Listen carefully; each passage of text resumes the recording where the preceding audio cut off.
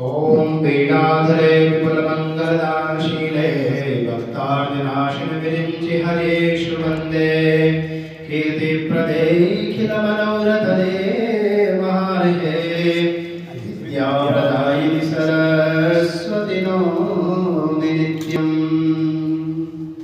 भगवत्यै श्रीपरमायै शारदायै नमः। सकल पूजनार्थे गन्धाक्षतपुष्पाणि नमस्कारान् समर्पयामि। चन्द्रमामदशो जातक्षो सूर्यो अजायत श्रोत्राद् वायुश्च प्राणश्च मुखादग्निरजायत। प्रार्थनापूर्वकं नमस्कारान् समर्पयामि। मुख्य मूक वेदना के कार्य कथानक के लेखक कवि दार्शनिक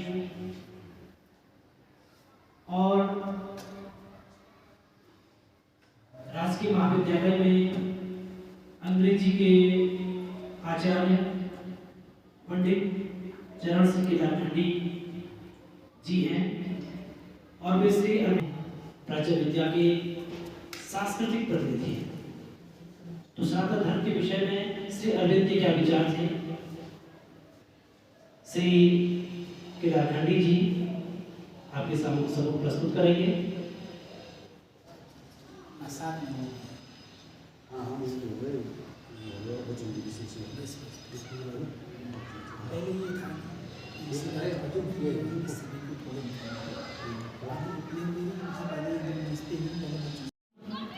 इस कार्यक्रम की शुरुआत हम सचिव उच्च शिक्षा के प्राचार्य श्रीमान देवेश्वर प्रसाद ठक्कर जी, आपका भी बहुत बहुत अभिनंदन। अपने महाविद्यालय के वरिष्ठ अध्यापक हैं। आज विश्व वंदनीय विश्व प्रसिद्ध वत्रिकाश्रम के परम सम्मानित धर्माधिकारी जी है, इसलिए हम गौरवान्वित हैं। और आप यद्यपि प्रसंग बस में इसका उल्लेख कर रहा हूं, आपका जैसा नाम है, नाम की महिमा तो अपने में अद्भुत होती है। श्रुत्वा गुणान् भुवन सुंदर श्रेणवतान्ते।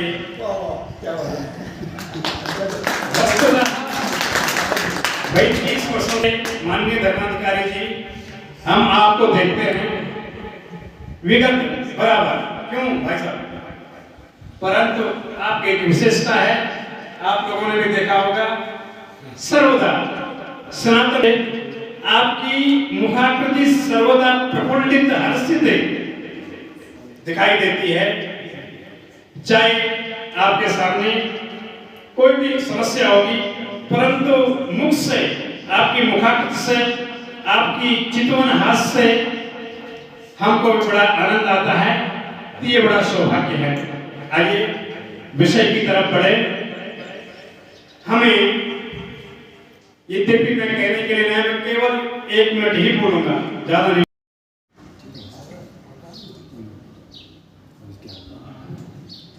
श्री बद्रीनाथ वेद वेदांत संस्कृत महाविद्यालय के प्रांगण में छात्रावास सभागार में मौजूद आज के हमारे विशिष्ट मुख्य अतिथि भगवान बद्रीनाथ के धर्माधिकारी जी श्री भुवन सुब्रमण्यम जी, हमारे साथ आचार्य वाणी विनाश केंद्र जी, श्री अरविंद अध्ययन केंद्र के अध्यक्ष श्री अरविंद पंत जी, श्री अरविंद अध्ययन केंद्र जोशीमठ के सचिव श्री द्रवेश्वर कपलियाल जी, बड़े भाई आदरणीय बर्थवाल जी, बहुत विलक्षण जिनका प्लांट है, ऐसे मेरे मित्र भी अनुज भी, डॉक्टर प्रदीप सेमाल जी, ज्योतिष के प्रकांड ज्ञाता और जेंटलमैन जिनको कहा जाता है अंग्रेजी में, भद्रजन श्री प्रदीप सेमाल जी, श्री प्रदीप सेमाल, प्रदीप पुरोहित जी, श्री भट्ट जी, इस सभागार में उपस्थित संस्कृत जैसी भाषा के अध्येताओं, आप सबको विनीत प्रणाम है। माँ शारदे का और माँ श्री अरविंद का हम लोग आह्वान करते हैं। अगले कुछ एक मिनट जो भी मैं बात रखूँगा, हिमालय के देवताओं से, रहस्यदर्शी संतों से ये प्रार्थना है कि उस वाणी में उतरें और उनके ही प्रकाश, उनकी चेतना में वो बात कही जाए। बहुत सारे हमारे युवा छात्र हैं। ये विषय मूलतः ये वार्ता मेरे दोस्तों आप लोगों के लिए श्री अरविंद के आलोक में सनातन धर्म, क्योंकि आने वाले बहुत लंबे समय तक सनातन धर्म की जो धर्म ध्वजा है वो आपके कंधों पर आने वाली है। आप सनातन धर्म के सांस्कृतिक दूत बनने वाले हैं। आप पूरे विश्व में इस संस्थान के सबसे बड़ी नजीर तो हमारे यहाँ पर आदरणीय धर्माधिकारी जी ही हैं, और धर्माधिकारी जी के साथ साथ न जाने कितने विद्यार्थी यहाँ से निकले हैं जिन्होंने पूरी दुनिया में इस विद्यापीठ का गौरव बढ़ाया है। साथियों, संस्कृत महाविद्यालय के प्रांगण में संस्कृत पर ये बात, सनातन धर्म है, संस्कृत है, उस पर ये बात हो रही है। इसका बड़ा गहरा और सांकेतिक मूल्य है। अभी कुछ दिन पहले पद्म पुरस्कार दिए गए 21 मार्च को राष्ट्रपति भवन में। उसमें एक सज्जन आयरलैंड से थे, Scottish James Sanskrit school Ireland, Rutger उनका नाम है। और 2015 में जब आदरणीय प्रधानमंत्री जी वहां गए तो उनके विद्यार्थियों ने संस्कृत का जो सस्वर समागम बांधा, उससे सारी भारतीय कम्युनिटी और स्वयं प्रधानमंत्री जी भी बड़े सम्मानित थे। 2011 में महर्षि अरविंद की एक कविता है, और वो कविता क्या है, 24,000 लाइनों का महाकाव्य है। सत्यवान और सावित्री को जिस तरह से जिनका की मूल जिक्र जो है महाभारत के वन पर्व में, स्कंद पुराण में आया है, पतिव्रता आख्यान पर्व के अंतर्गत, ये पति और पत्नी की जो वैवाहिक निष्ठा है उसकी प्रतीक के तौर पर महर्षि अरविंद ने उसी कहानी को, उसी कविता को, उसका जो प्रतीकवाद था उससे वो निकाल करके और अंग्रेजी साहित्य में पहला महाकाव्य भारत की ओर से लिखा। ये जानकारी आपको होनी चाहिए। उन्होंने कहा सत्यवान सिर्फ नाम नहीं, सत्यम बहती सत्यवान, जो सत्य को वहन करता है वो सत्यवान। यम किसी पुरुष के प्राण नहीं ले जा रहे थे, तात्विक रूप से यम सत्य चेतना को ले जा रहे थे। जिस दुनिया से सत्य चला गया वहां असत्य के अलावा, अनाचार के अलावा, मृत्यु के अलावा, अज्ञान के अलावा, अहंकार के अलावा क्या बचेगा। तो सावित्री जो है वो सूर्य पुत्री है, और वो यम जो डार्क एनर्जी है उससे सत्यवान को दोबारा इस धरती पर पुनर्स्थापित कर। इस तरह के सिंबोलिज्म को, इस तरह के प्रतीकवाद को श्री अरविंद ने, ऐसे ही उन्होंने अश्वपति को गहराई से देखा।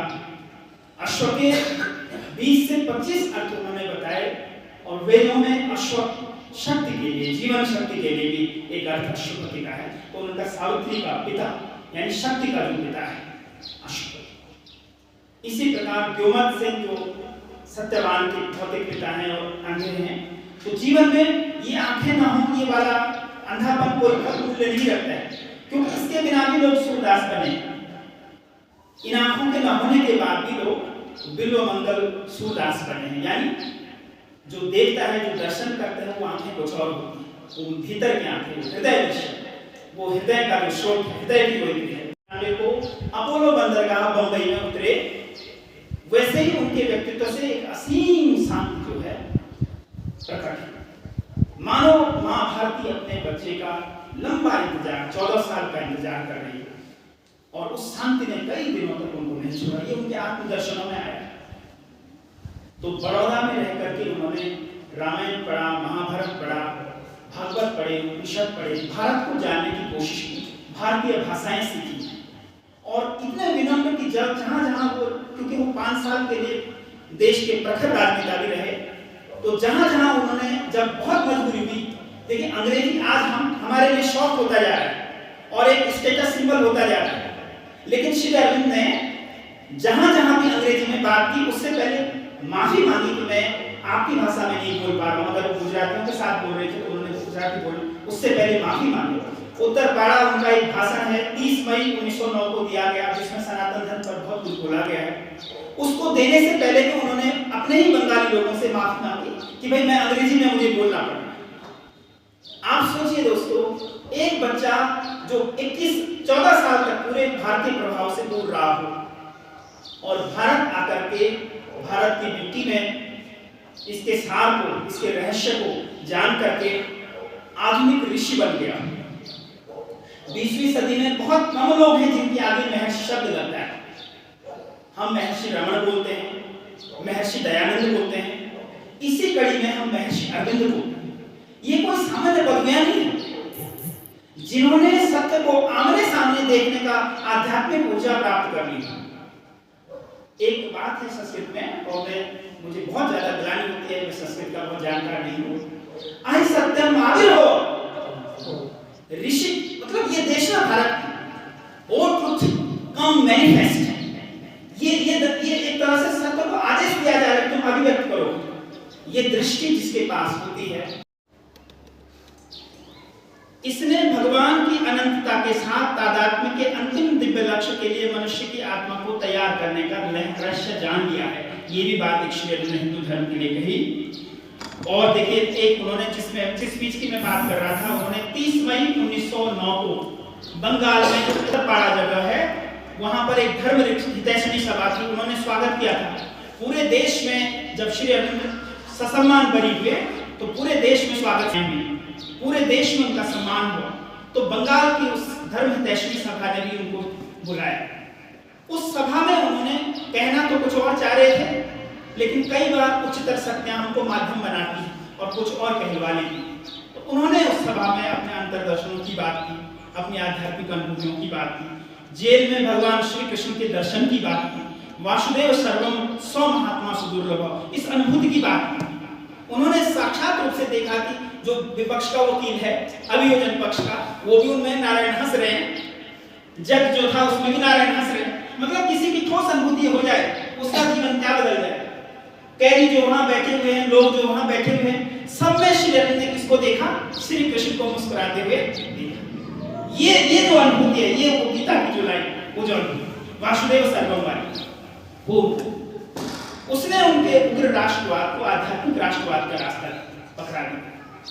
तो वहां पर श्री अरविंद ने कहा था, हम जिसे हिंदू धर्म कहते हैं वह वास्तव में सनातन धर्म है, क्योंकि वह सार्वभौमिक धर्म ही है जो सबको गले लगाता है। ये हमारी जो दृष्टि है। स्वामी जी ने, विवेकानंद जी जब शिकागो में गए तो उन्होंने इसी से अपने भाषण की शुरुआत की कि मदर ऑफ रिलीजन, मैं उस धर्म से हूं जहां सभी धर्मों को पनाह मिली, जिसने कभी किसी का अस्वीकरण नहीं किया। तो यूनिवर्सलाइज, जो धर्म विश्वव्यापी नहीं है, वो सनातन भी नहीं हो सकता। हमने सारी दुनिया के लोगों को पद्म पुरस्कारों में, जो संस्कृत का स्कॉलर है वो आयरलैंड का है, आप समझ सकते। एक अमेरिका में है डॉक्टर डेविड फ्रॉली, वेदों पर उनका बड़ा काम। आपके देश ने कभी किसी को नहीं कहा कि इस संकीर्णता में बनो। जो जिस भी दृष्टि से आया है, उसने वही महानता हासिल की, वही भारत की आत्मा को छुआ जो कोई भारतीय छुआ। भारतीय दृष्टि में संकीर्णता नाम की कोई जगह है ही नहीं भारतीय विचार में। अगर हम भारत को समझते हैं तो ये भारत की दीर्घता के कारण थे। भारत और सनातन धर्म कोई संकीर्ण धर्म, सांप्रदायिक धर्म, एकांतिक धर्म का उद्देश्य, उनका एक सीमित समय होता है। श्री अरविंद कह रहे हैं, कोई अगर पंथ होता है, मत होता है, संकीर्ण धर्म होता है, जिसको हम डॉगमा बोलते हैं, जिसको एक रिलीजन बोलते हैं सामान्य अर्थ में, उसका एक सीमित समय होता है। एक समय के बाद कई धर्म आते हैं दुनिया में, कई खत्म होते हैं, कई धर्म मिट जाते हैं।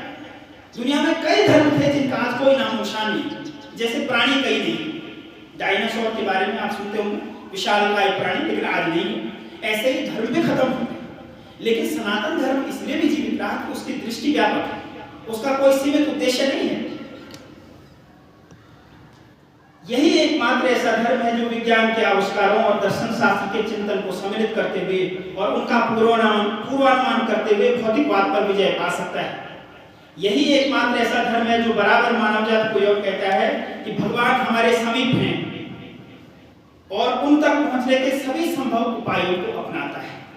ये सनातन धर्म की गंभीरता है, ये सनातन धर्म की महानता है। और एक चीज और है कि अन्य धर्म प्रधान रूप से विश्वास और दीक्षा के धर्म हैं, सनातन धर्म स्वयं जीवन है। बहुत कुछ उस स्पीच में भी उन्होंने कहा और श्री अर्जुन के यत्र तत्व जो सूत्र रूप में बिखरे हुए गण हैं उसमें भी आपको मिलेगा। कुल मिला के उन्होंने भारत को देखने की, भारतीय धर्म और ज्ञान परंपरा को देखने की, संस्कृति को देखने की। आप में से आप संस्कृत के विद्यार्थी हैं, आपको जरूर ये पता होना चाहिए कि अक्सर भारत में राष्ट्रभाषा किस भाषा को बनाने की बात होती जो है ही मतलब हिंदी को। श्री मां और श्री अरविंद उन चुनिंदा आवाजों में से एक है जिन्होंने कहा कि भारत की राष्ट्रभाषा संस्कृत को बनना चाहिए।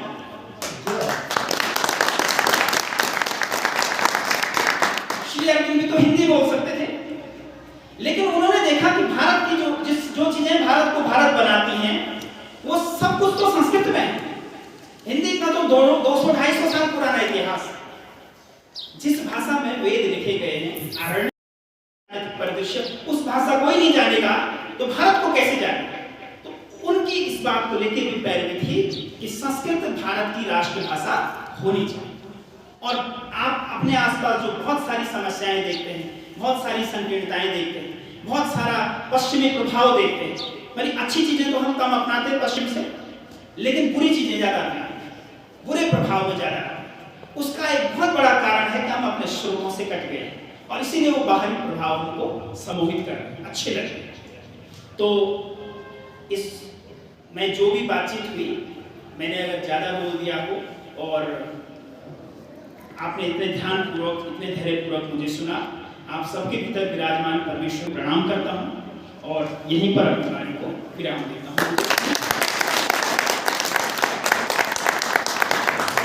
ये पूरा साल श्री अरविंद का 150वां जन्म जयंती पर्व है, तो अलग अलग विषयों पर हम कभी फॉर्मली कभी इनफॉर्मली, आप कहिए एक दिन ऐसे जो गीता पढ़ा दो, कभी सावित्री के बारे में बता दो, तो चटाई पर बैठ कर भी हम बात कर सकते हैं इसमें, जब भी आपको उनका मन हो।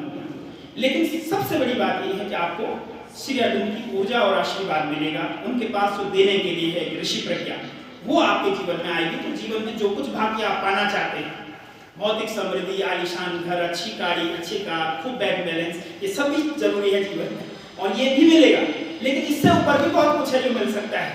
संस्कृति मिल सकती है, संस्कार मिल सकता है, ऋषियों की प्रज्ञा मिल सकती है, जिससे आपका जीवन ब्रह्म कमल की तरह खिल उठेगा। बहुत बहुत प्रणाम।